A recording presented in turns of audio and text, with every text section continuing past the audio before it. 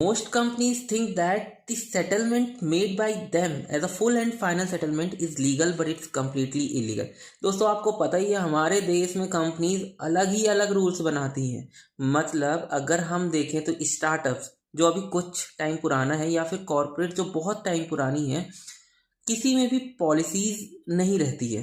तो वो क्या करते हैं कि अगर एक्ट में लिखा है that the full and final settlement must be cleared bye them with in a reasonable time, तो अब वो रीजनेबल टाइम कुछ भी हो सकता है। एम्प्लॉयज़ छोड़ के गए हैं तो वो 1 महीना भी हो सकता है, 2 महीना, और कई कई केसेस तक 6 महीने तक भी फुल एंड फाइनल सेटलमेंट नहीं होता है।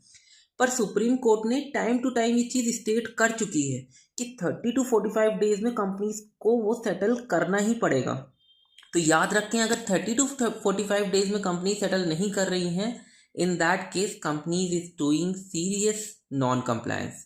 अब फुल एंड फाइनल सेटलमेंट में क्या होता है, सबसे पहली चीज़ होती है इम्प्लॉय का आउटस्टैंडिंग ड्यूज। आपको पता ही है लास्ट मंथ की सैलरी होल्ड करते हैं, कई कई कई जगह 3 3 2 2 महीने की सैलरीज होल्ड कर लेते हैं, तो वो सारी चीज़ें आपको क्लियर करना पड़ेगा। Number 2, unpaid leaves. दोस्तों हमेशा याद रखें कि अगर आपके अकाउंट में लीव्स बची हुई हैं तो company generally full and final settlement में वो ऐड नहीं करती हैं। तो ये ध्यान रखें कि अगर वो पेड लीव्स थी तो उनको वो ऐड करना पड़ेगा।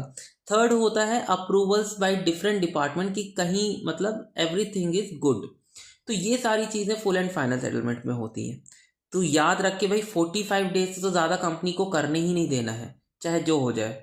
अच्छा, आपको एक और बात बताऊं, अभी न्यू लेबर लॉ आने वाला है, प्रोबेबली 1 अप्रैल से एक्टिव होंगे वो।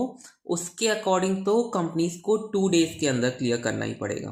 दोस्तों ऐसे ही न्यू लॉ अपडेट के लिए फॉलो करें, और इस चैनल को तो ज़रूर ही फॉलो करें because there are lots coming into picture, so follow.